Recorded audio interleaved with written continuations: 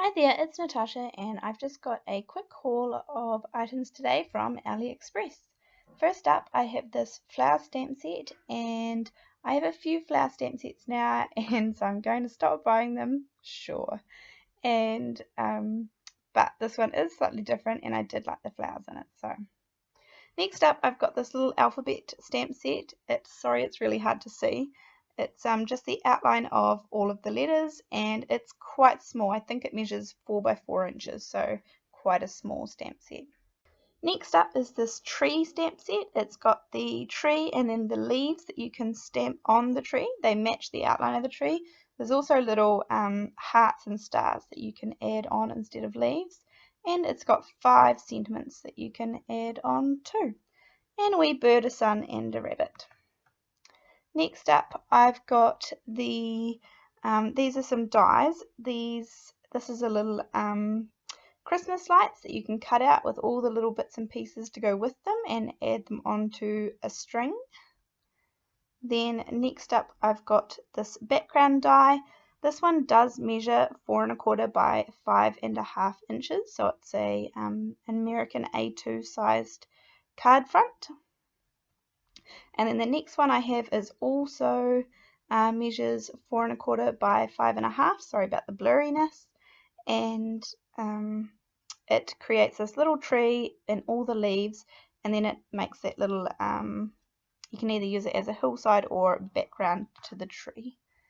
Then we've got this one. This one creates little trees. That's the top to the tree there, and then that's the little branch part that you use, like little hillside border one that cuts it out too.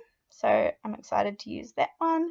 And then this one is a little road. You can either layer them on top of each other or just have them separately. This one measures just shy of 6 inches across, so it's quite long. Then next up I have this window die. It creates the window and then a little windowsill and then the flowers to go in the windowsill, or the little flower bed that you could put outside of the window. Those little tulips actually do cut the top and they cut separately, so they don't cut the design inside of the window, just in case you're wondering. Then I have this little giraffe die that cuts out a wee giraffe. There's this wee scarf in the top right hand corner. Sorry that the camera's all blurry. I don't know what's going on today, but anyhow. And hopefully I'll have a video coming up with this one too. I also purchased this stylus. It's got a small ball at one end and a larger ball at the other end. I have a Xyron sticker maker that I use to add adhesive to the back of die cuts.